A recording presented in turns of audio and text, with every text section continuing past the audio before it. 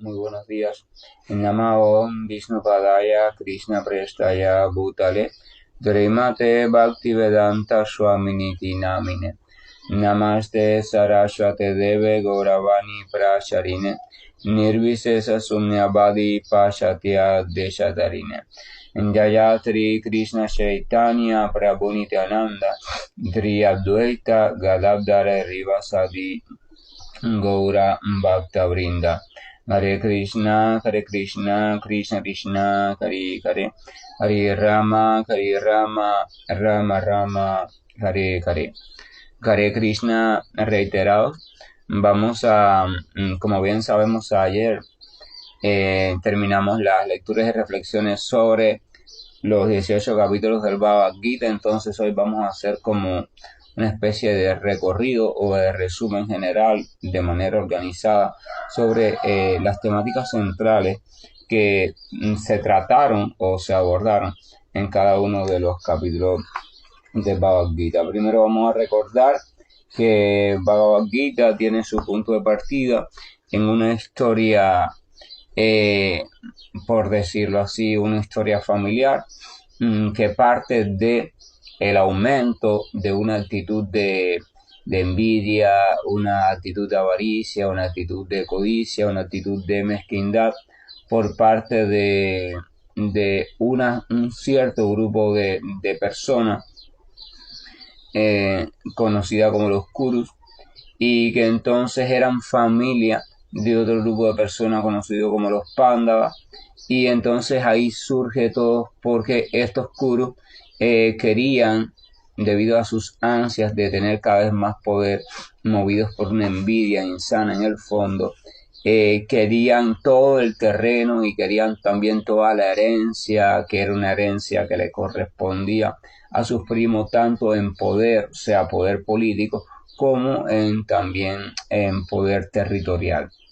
Entonces, valiéndose de ciertas mañas y ciertas trampas en juegos de azar, juegos de dados, apuestas y cosas así, ellos logran hacer toda una estrategia de engaño donde una parte de sus primos entran y entonces participan, son llevados, y entonces allí comienza todo el engaño. Entonces estos primos ya al final tienen que ser desterrados al bosque, pasan muchos años en el bosque. Allí incluso tienen que pasar diferentes tipos de austeridades muy crudas, tienen que vivir prácticamente de incógnitos en el bosque, y incluso allí se les intenta matar de diferentes maneras. O sea, los primos mezquinos les intentan matar de diferentes maneras, hasta que en diferentes ocasiones estos primos, los pandas, recurren a tratar de tener conversaciones cordiales, explicarle a los primos que por qué siguen haciendo eso, que ellos lo único que quieren es tener un pedacito de tierra, ¿no? Para que su familia prospere de manera adecuada, que por favor les otorgue eso. Entonces el primo líder del otro bando le dice que no le va a dar tierra ni siquiera para que puedan clavar un alfiler. O sea, lo que le está diciendo es: no, para ustedes no hay ninguna tierra. Entonces no hay más remedio que así se va conformando la batalla de Kurukshetra, una gran batalla, se cuenta, donde se convocan generales de todos los lugares. Y entonces se conforman los dos ejércitos. De un lado entonces están los hijos de Dhritarashtra, el rey ciego, y entonces del otro lado están los hijos de Pandu. Ya Pandu estaba muerto, el hermano de Dhritarashtra, el rey religioso. Y entonces en esa parte de los hijos de Pandu está Krishna como auriga de Arjuna, el general y arquero. Y entonces allí se dan cita en el campo de batalla de Kurukshetra.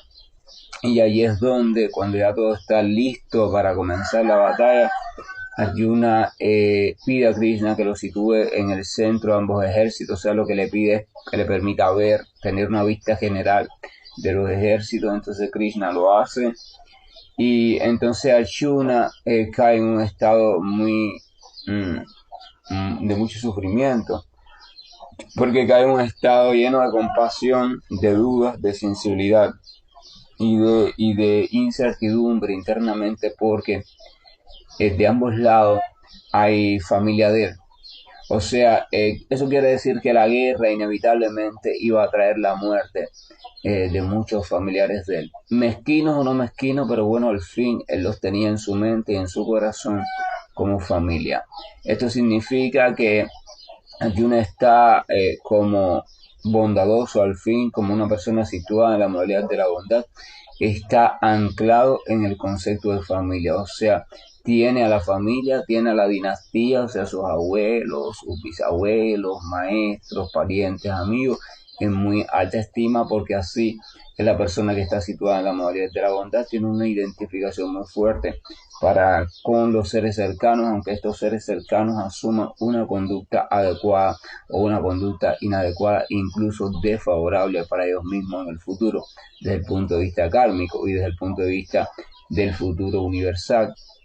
Porque las conductas desfavorables, debemos saber, tienen dos consecuencias y se puede decir tres consecuencias. Tienen una consecuencia siempre a nivel personal, en cuanto a que nos van tejiendo un futuro kármico también que no es para nada bueno. Tiene una consecuencia a nivel social porque nuestra conducta perturba, afecta la dinámica social, además de ser un ejemplo no bueno a seguir.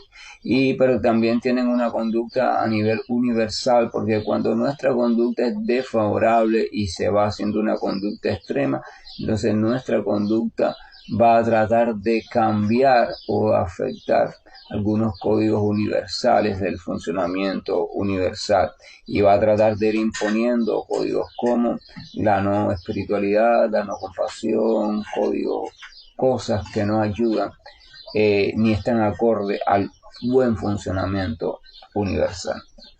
Entonces, fíjense, una conducta desfavorable o una conducta movida desde la ignorancia, realmente hasta dónde llega su consecuencia en dependencia de la profundidad de la conducta y del poder que vaya alcanzando desde el punto de vista material esa persona o ese grupo de personas. Entonces ahí está Arjuna en esa disyuntiva y ahí en esa disyuntiva entonces confundido, ansioso, triste, deprimido, en medio de la incertidumbre, tembloroso, indeciso, con la mente hecha un enredo, es que Arjuna tiene internamente decide no pelear. Es la decisión que toma, una decisión desesperada por tratar de salir de todo el tormento que tiene en su mente. Muchas veces uno está en una situación que le es muy difícil encontrarle un consenso en su mente porque hay una contradicción muy fuerte en su corazón. Entonces uno lo que hace es evadir, o sea, trata de evadir la situación para no tener que tomar una decisión. Sin embargo, muchas decisiones en la vida requieren, muchas situaciones en la vida requieren de tomar una decisión tajante. La cuestión no está en tomar o no tomar la decisión, sino la cuestión está en tomar la decisión desde una posición adecuada y correcta. Esto significa desde el conocimiento, y conocimiento significa desde ver las cosas tal y como son, y ver las cosas tal y como son implica trascender la identificación y todo sentimiento que surge de la identificación. Cuando uno se identifica con algo o con alguien por un motivo específico, uno debe saber que automáticamente se está parcializando y automáticamente entonces todas sus decisiones van a ser relativizadas, o sea, van a ser relativas porque van a estar condicionadas por el vínculo afectivo o al contrario, el vínculo de odio que siente hacia esa persona. O sea, no va a tomar una decisión lúcida de una forma u otra, siempre va a estar condicionada. Por ejemplo, para una madre siempre le es muy difícil ser imparcial cuando se trata de su hijo. se logra, y yo conozco muchas que lo han hecho, pero bajo un gran esfuerzo. En su corazón sienten dolor, confusión y no quieren ser tan imparcial. Siempre hay un poquito, o casi siempre un poquito, de que de una forma u otra van a intentar defender o intentar ver cómo tienen un comportamiento diferenciado o no son tan crudas cuando se trata de su hijo, porque esa es la condición natural. La entidad viviente funciona así. O sea, cuando se identifica con algo, entonces ya de ahí ya deja de ser imparcial. Eso es una de las cualidades también del Señor Supremo. El Señor Supremo está identificado, se identifica con su devoto puro, pero aún así nunca deja de ser imparcial, ¿verdad? Pero el Señor Supremo. Entonces, esa identificación o ese sentir hacia y específicamente un elemento específico, y cuando ese sentir está enraizado por diferentes conceptos, incluso conceptos de recuerdos antiguos, cómo jugábamos juntos, cómo compartimos esto, cómo crecimos juntos, como primos, como esto, como aquello. Entonces es muy doloroso el experimentar que el otro está teniendo una conducta que no tiene la misma base de amor que sentimos nosotros por ello. Entonces ya eso de por sí causa dolor. Más que la conducta, esa postura, esa actitud suele causar dolor. La pregunta es entonces, ¿de dónde viene ese dolor? Realmente ese dolor no viene del comportamiento asumido por la otra persona, sino que viene de cómo ese comportamiento contrasta con lo que nosotros esperamos de esa persona o con la postura que nosotros tenemos con respecto a esa persona. Lo que causa el dolor realmente es eso. No es el comportamiento en sí.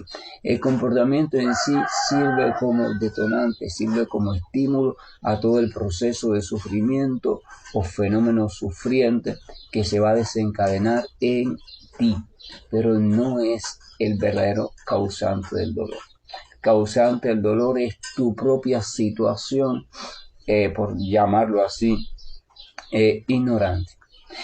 ¿Por qué ignorante? Ignorante no significa que es algo malo. Ignorante simplemente significa que te has anclado completamente en una identificación y un sentimiento, obviando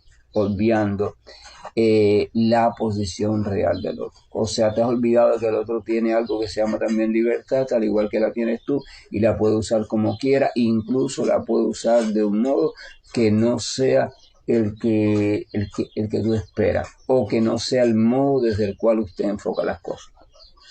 Cada persona va desarrollando una perspectiva, un enfoque de su vida, va en la construcción de nuestra personalidad o manifestación de nuestra potencia conocida como personalidad. Nosotros vamos haciendo toda una construcción, vamos construyendo un carácter, vamos construyendo una cosmovisión del mundo, vamos construyendo toda una red cognitiva de aprendizaje, significado, vamos construyendo una red afectiva de sentimientos, cosas así, vamos construyendo una autoestima, vamos construyendo una visión del futuro, vamos construyendo una concepción de sí mismo, o sea, de nosotros mismos. Es una red de construcciones, ya eso lo hemos hablado en otras ocasiones. Pero esa red de construcciones tiene una peculiaridad, que es única para cada persona, porque está basada básicamente en las diferentes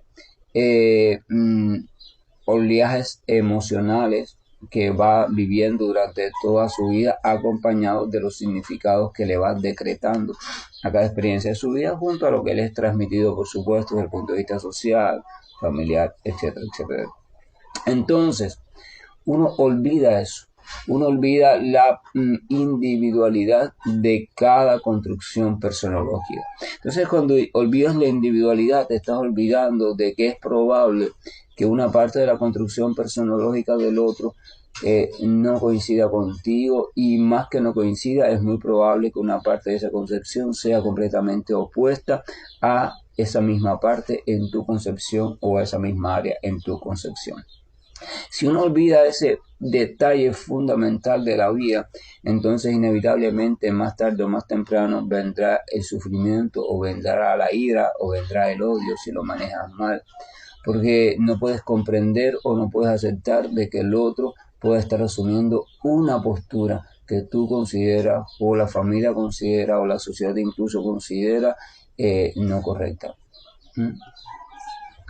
Entonces, eso es olvido, es ignorancia, porque ignorancia es olvido y olvido es ignorancia. Olvidar ese detalle ya te hace preso de la ignorancia.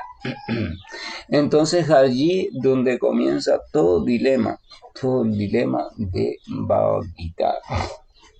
Arjuna viéndose, identificándose como familia de un grupo de personas y este grupo de personas está teniendo una actitud que él no la considera adecuada y que le está causando a él una situación de conflicto interno. Las otras personas, los Kurus, no tenían ningún conflicto, ellos no tenían ningún problema en pelear con sus primos, parientes y eso, porque ellos, su meta era lograr el territorio y acabar con estos que significaban para ellos sus enemigos. O sea, mientras que los Pándavas estuvieran vivos, ellos sentían que su reino estaba en peligro, ¿verdad?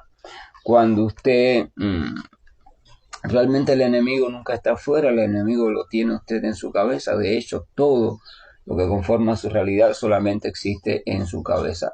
Fuera existe un elemento que usted clasifica, pero a lo que usted le teme no es al elemento en sí, sino a la clasificación que usted le da al elemento. Cuando usted habla de enemigo, usted lo identifica con un elemento dado, ya sea objetivo o subjetivo, ¿verdad?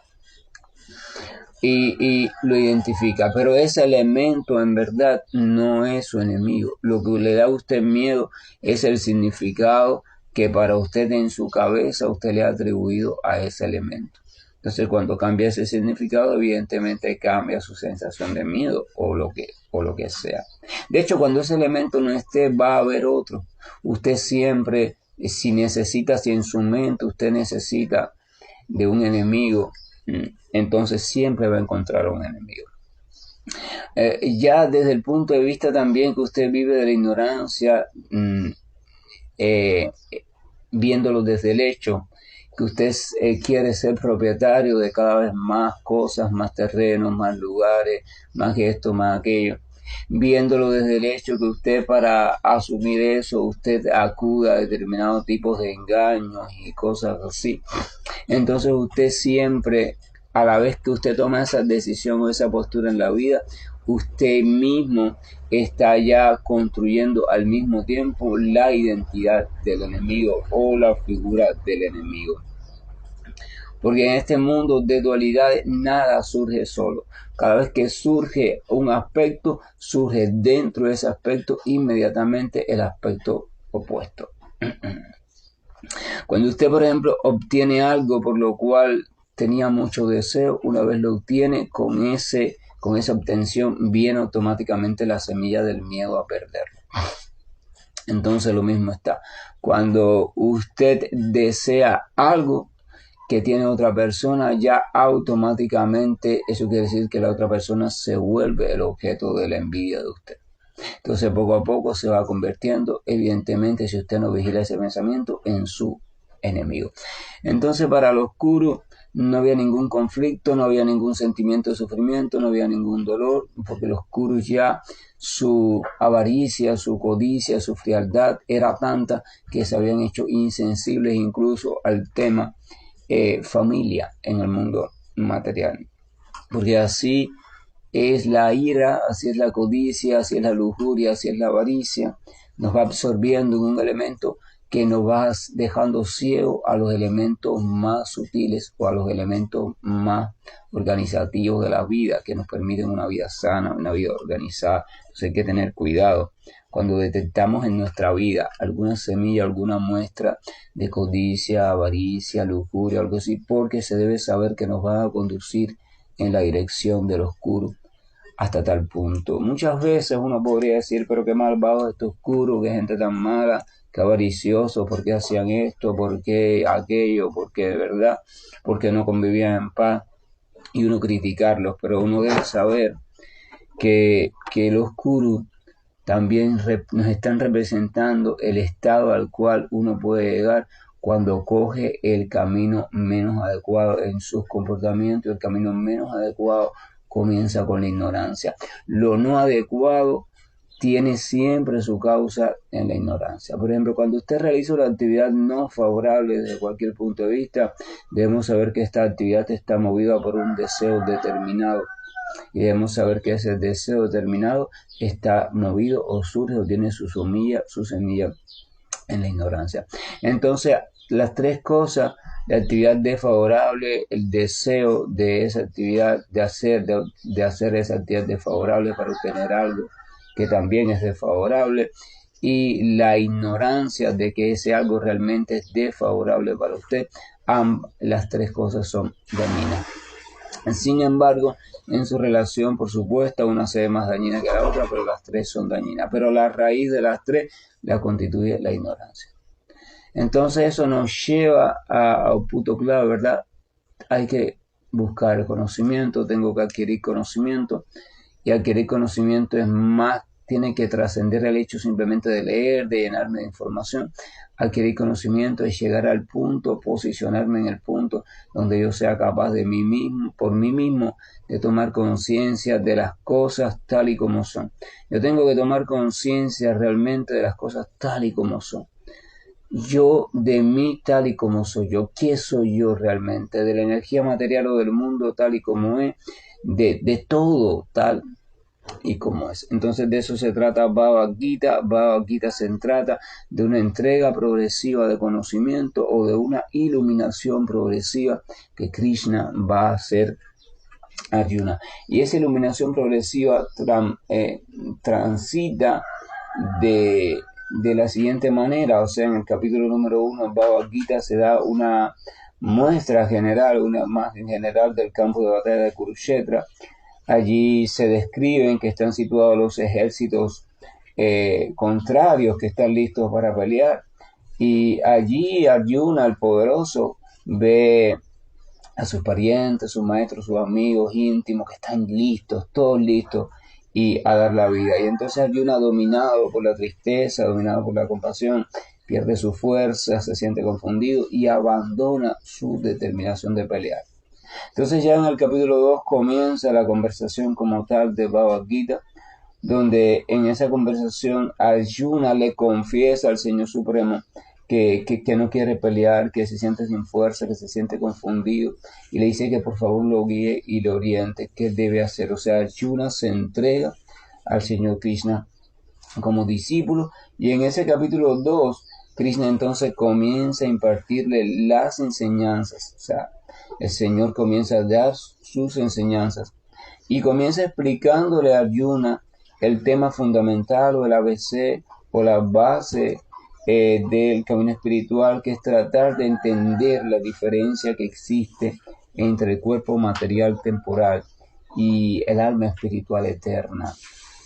Porque con el olvido de esa diferencia donde ha comenzado todos los grandes enredos. Entonces viene el miedo a esto, miedo a hacer aquello, el miedo a la muerte, que si mato, que si me matan, que si sufro, que si me enfermo, que si no me enfermo. O sea, todo viene porque nos hemos identificado con el cuerpo material temporal y con todas las expansiones o extensiones que salen de este cuerpo, a los cuales llamamos familia, y después entonces las relaciones de ese cuerpo les llamamos amigos, les llamamos maestro, alumno, discípulo, y así nuestra vida está llena de otras entidades vivientes que confundidas también se están creyendo otros roles que están teniendo mayor o menor implicación en mi vida material.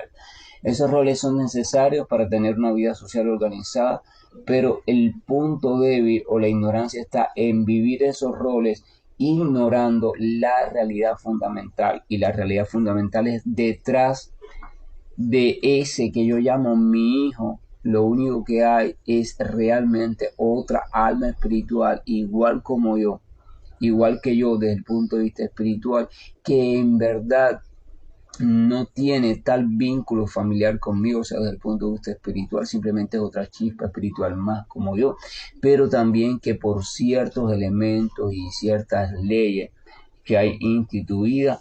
Ella ha venido a caer también en una confusión y ella entonces, en virtud del cuerpo ese material que ha aparecido de este cuerpo material que yo en este momento tengo como madre, entonces ella, en virtud de eso y de la educación social y familiar que así se lo ha indicado, me ha asumido a mí como su madre.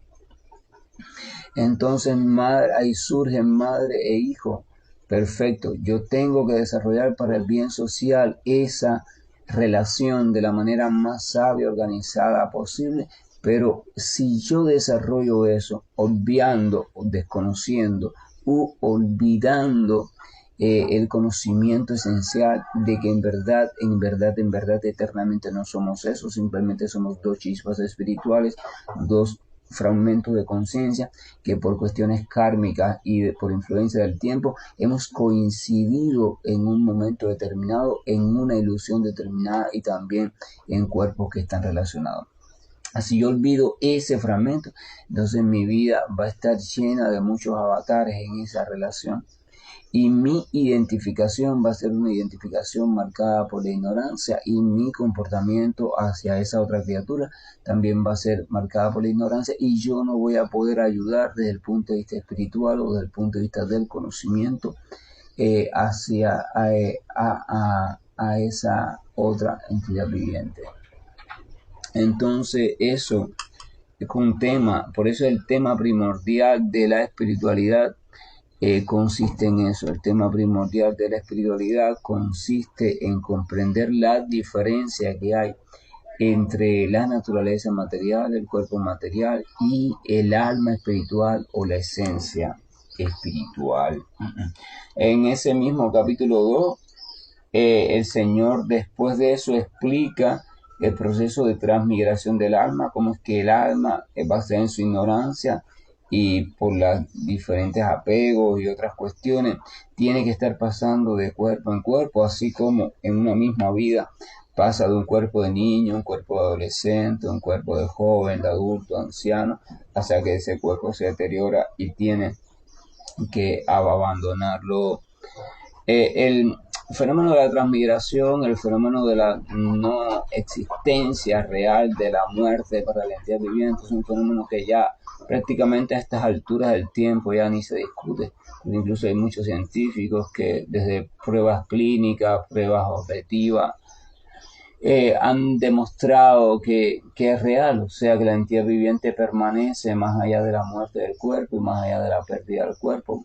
Los otros días, muchas personas del grupo me han compartido videos y temas, ¿verdad?, sobre eso, pero lo más curioso es que es una temática y es una explicación que ya la literatura védica describía, que ya los grandes acharyas están cansados de escribirlo hace miles y miles de años atrás e incluso un tiempo incontable, si tenemos en cuenta que la ciencia védica se pierde en el tiempo, creación tras creación.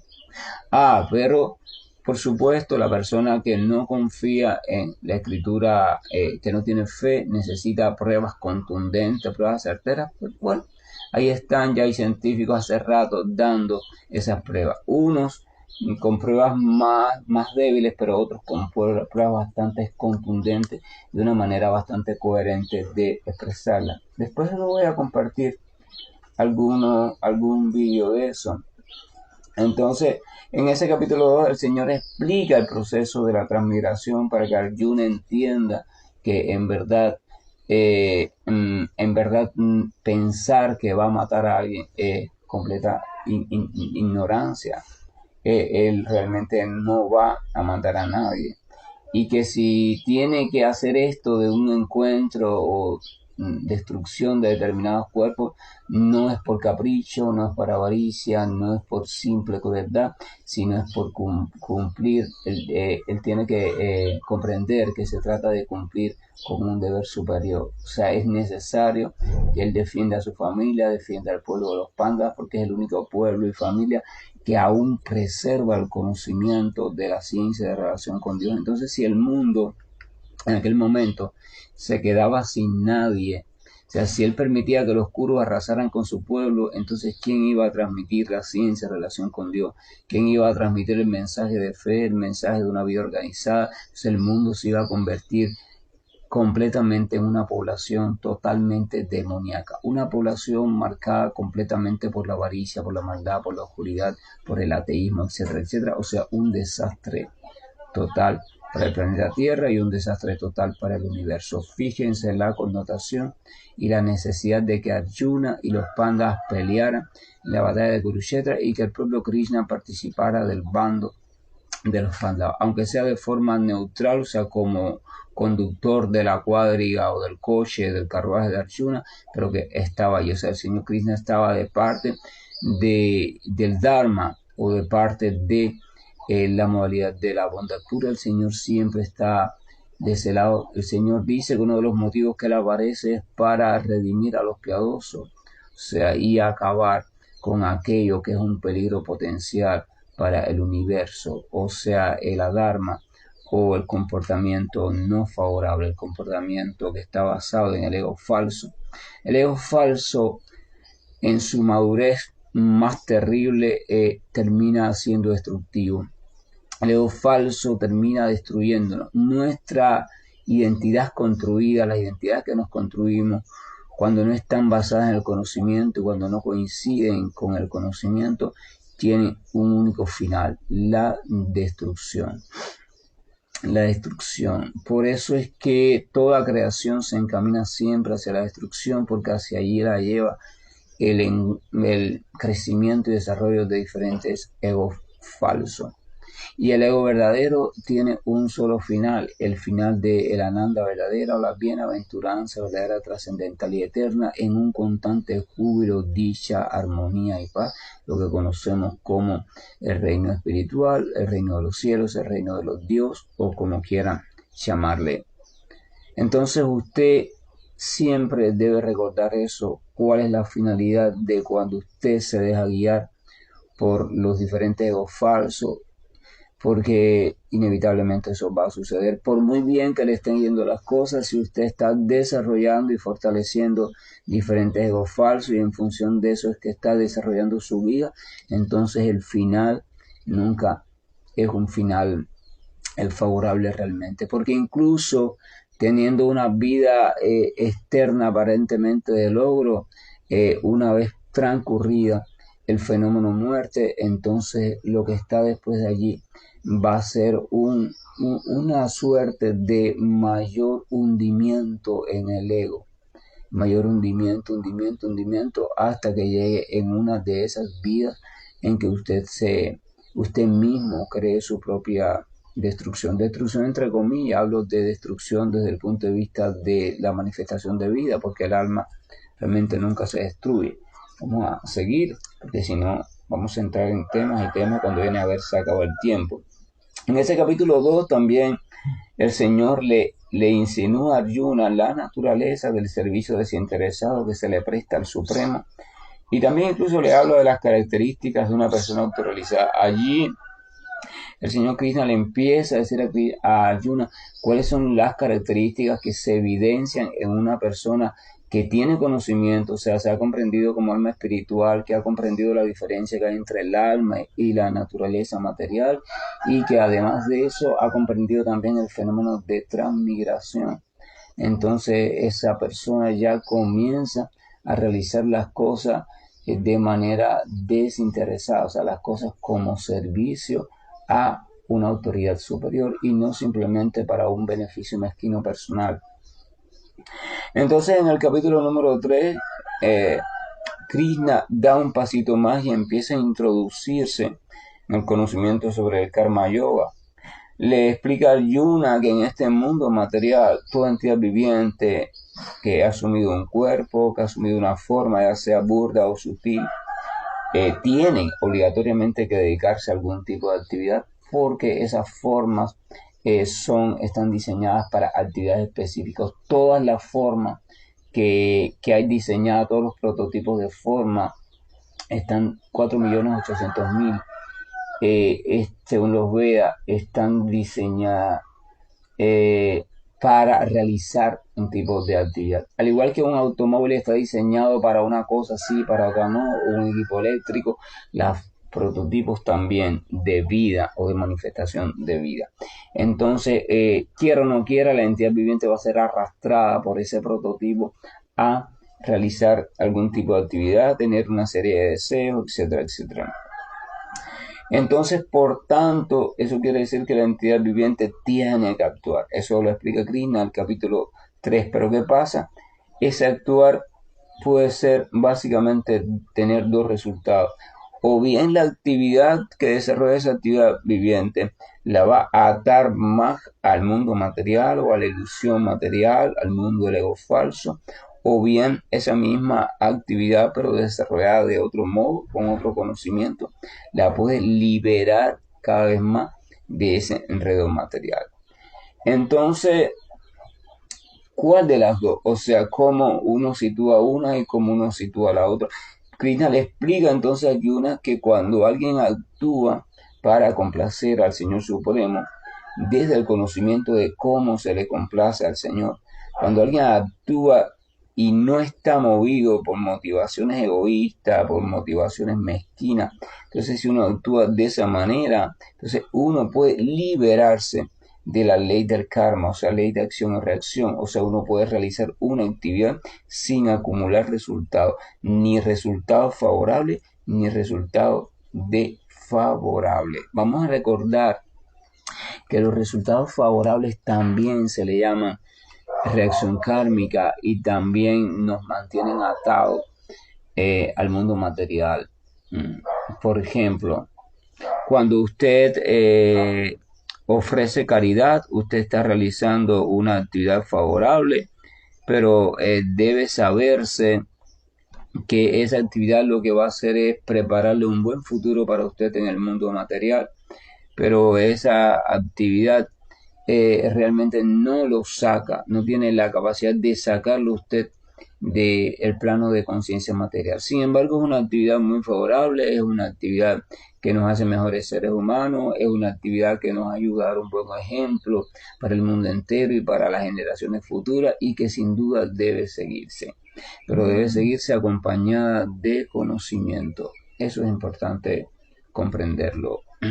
Entonces, esa actividad es favorable, pero entonces no es una actividad libre de karma. Lo que el karma es un karma grato, o sea, agradable, porque en vida futura o incluso a veces en esta misma vida te trae consigo prosperidad material, una situación de nacimiento mejor que la que tenías en la vida anterior, etcétera, etcétera, pero te permanece atado al mundo material. Por tanto, tanto la actividad favorable como desfavorable, tanto lo que se llama Dharma como Adharma, ambos te mantienen atado al mundo material. Lo que evidentemente de los dos es preferible o es recomendable el Dharma, porque el Dharma se supone te va a ir elevando a la modalidad de la bondad, y en la modalidad de la bondad va a llegar un momento en que vas a estar interesado y en preguntarte sobre el Señor Supremo y en salir a la búsqueda del Señor Supremo. Pero en verdad ninguno de los dos es favorable desde el punto de vista de la trascendencia. Por tanto, el Señor Krishna termina ese capítulo 3 diciéndole a Arjuna que, o sea, recomendándole a Arjuna sobre el sendero de adquirir conocimiento trascendental acerca del ser y por supuesto también acerca del ser supremo. Entonces por eso cae en el capítulo 4 hablando del conocimiento trascendental. Le explica que el conocimiento trascendental consiste en el conocimiento espiritual acerca del alma, el conocimiento acerca de Dios y la relación que hay entre el alma y Dios. O sea, ¿qué es el alma en verdad como parte integral del Señor? ¿Qué es el Señor como el todo y fuente del alma, disfrutador y controlador? ¿Y cuál es la relación original que existe entre ellos o la relación de servicio devocional? Entonces le explica que cuando uno tiene la comprensión y uno va comprendiendo este conocimiento realmente, entonces este conocimiento lo purifica a uno. Este conocimiento lo libera a uno completamente del enredo de la dualidad. Esta liberación o este proceso de purificación Es un proceso que no es cuestión de día. Esta comprensión es un aspecto muy difícil por el simple hecho de que la cantidad de velos o la cantidad de conocimiento, informaciones que se van a oponer a esa comprensión, que ya hemos almacenado, ese conocimiento está almacenado en nuestra memoria y estamos funcionando de acuerdo a él, y es muy grande. Entonces ese mismo conocimiento almacenado por nosotros mismos es el que va a ser el primer enemigo de esta nueva comprensión. Entonces Krishna en ese capítulo 4 le dice a Arjuna que ese conocimiento es el fruto de la acción devocional desinteresada. O sea, el karma yoga del cual habló en el capítulo anterior, esa acción desinteresada y mejor aún esa acción dedicada al Señor Supremo, es la semilla o es la condición ideal para que la entidad viviente vaya entonces comprendiendo el conocimiento real. O sea, el Señor es quien le revela el conocimiento real desde dentro a través de la presencia del propio Señor y desde fuera a través del maestro espiritual. Ahí en el capítulo 4 también el Señor explica la historia del Gita, o sea, cómo es que el conocimiento se fue transmitiendo de gran alma en gran alma. Le explica el propósito de la cadena de sucesión discipular, le explica la importancia de que el conocimiento cada cierto tiempo sea restaurado de nuevo, disculpe, sea restaurado de nuevo. Y además de eso le habla de la necesidad imperante, innegable, de acudir a un maestro espiritual, o sea, a un alma autorrealizada. Entonces, en el capítulo número 5 del Bhagavad Gita, entonces el señor Krishna entra un poco más a profundidad en el Karma Yoga. O sea, el señor Krishna de algún modo le hace ver a Arjuna como el hombre sabio, o sea, la persona que tiene conocimiento, ejecutando externamente todas las acciones, o sea, haciendo desde el punto de vista externo, cumpliendo con todos sus deberes, pero desde una posición de renuncia interna de los frutos de dichas acciones, o sea, ya lo que lo mueve a hacer la acción no es el resultado de dicha acción, sino el deber, o sea, cómo esa acción es favorable desde el punto de vista cómo esa acción coincide con lo que el Señor indica en la Escritura, o sea, cómo cuando uno realiza eso, entonces se va purificando por el propio fuego del conocimiento trascendental, y entonces el resultado de eso evidentemente que consigue la paz, consigue el desapego, consigue crecer en tolerancia y la visión espiritual, o sea, comienza a ver a todo en calidad de energía espiritual, y evidentemente esto trae una posición de dicha. Entonces aquí lo dejamos esta conclusión general o esta revisión general del Gita a los finales del capítulo número 5 para mañana continuar a partir del capítulo número 6 y ver si podemos completarlo o al menos llegar hacia el capítulo número 12 y 13. Una cosa importante sobre Bhagavad Gita se me pasó a decir al principio, es que siempre se debe entender Bhagavad Gita como una conversación real que tuvo una ocurrencia histórica en un momento determinado dado entre personajes reales, no es una obra de ficción.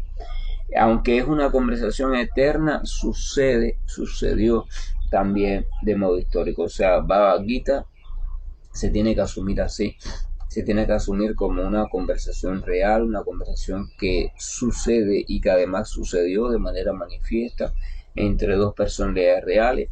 Una de ellas es la suprema personalidad de Dios y la otra de ellas es un devoto puro y desde la posición también de amigo del Señor Supremo. Y si no se aborda el Gita así, entonces no hay ningún beneficio en el estudio del Gita. Simplemente se convierte en un estudio filosófico que lo único que va a lograr es más enredo para su mente, que ya está bastante enredada. Si usted no va a abordar el Gita desde un poco de fe o desde la apertura, desde la fe, entonces mejor no estudie el Gita.